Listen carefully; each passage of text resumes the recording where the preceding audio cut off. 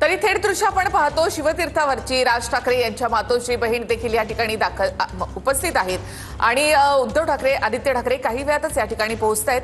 ठाकरे कुटुंबासाठीच खरं तर हा ऐतिहासिक असा क्षण आहे। ठाकरे कुटुंब मनानं एकत्र आलेलं आहे, कुटुंब म्हणून एकत्र आलेलं आहे। याचा आनंद या सगळ्यांच्या चेहऱ्यावर आपल्याला या ठिकाणी पाहायला मिळतोय आणि खरं अर्थाने इथे शर्मिला ठाकरे असो राज ठाकरे यांच्या मातोश्री बहीण या ठिकाणी वाट पाहतायत उद्धव ठाकरे आणि आदित्य ठाकरे यांची, कारण आज औपचारिक अशी राजकीय युतीची घोषणा होणार आहे आणि दोन्ही ठिकाणी खरं तर राजकीय बैठका होत असतात। गेल्या कित्येक दिवसांपासून या ठिकाणी बैठका होत आहेत। उद्धव ठाकरे कित्येकदा शिवतीर्थावर आले आणि त्यामुळे मनं जुळलेली आहेत, मतंही जुळतायत।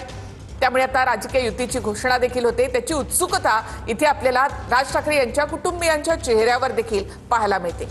तर आपण ही दृश्य पाहतोय, खरं तर TV9 मराठीची एक्सक्लुझिव्ह दृश्य आहेत। एकीकडे उद्धव ठाकरे हे निघालेले आहेत तर दुसरीकडे आपण शिवतीर्थावरची ही दृश्य पाहतोय।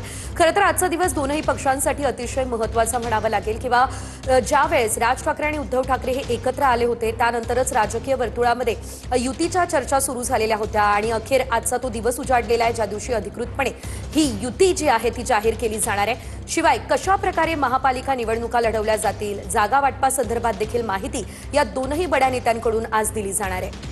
तर सगळ्या महापालिकांमध्ये ठाकरे बंधू एकत्र लढणार आहेत आणि आता उद्धव ठाकरे आणि आदित्य ठाकरे राज ठाकरे यांच्या निवासस्थानी दाखल झालेले आहेत। ही थेट दृश्य आपण या ठिकाणी पाहतोय की उद्धव ठाकरे आणि आदित्य ठाकरे हे शिवतीर्थवरती आता पोहोचलेले आहेत। मनसे अध्यक्ष राज ठाकरे यांचं शिवतीर्थ हे जे निवासस्थान आहे तिथे आता उद्धव ठाकरे आणि आदित्य ठाकरे हे पोहोचलेले आहेत आणि थोड्याच वेळामध्ये काही वेळ राज ठाकरे यांची चर्चा झाल्यानंतर शिवतीर्थ या निवासस्थानावरून दोन्ही बंधू स्मृतीस्थळावरती जाण्यासाठी निघतील आणि त्यानंतर स्मृतीस्थळावरती अभिवादन करून पत्रकार परिषदेसाठी रवाना होतील। मात्र आपण पाहतोय की स्मृतीस्थळावरती जायच्या आधी उद्धव ठाकरे आणि आदित्य ठाकरे आणि त्यांच्या परिवारातील सगळे कुटुंबातील लोक जे आहेत ते सुद्धा आता शिवतीर्थ या निवासस्थानावरती पोहोचलेले आहेत। थोड्याच वेळामध्ये स्मृतीस्थळावरती बाळासाहेब ठाकरे यांना अभिवादन करण्यासाठी दोन्ही बंधू जाणार आहेत। मात्र त्यापूर्वी आपण पाहतो की ते शिवतीर्थवरती पोहोचलेले आहेत।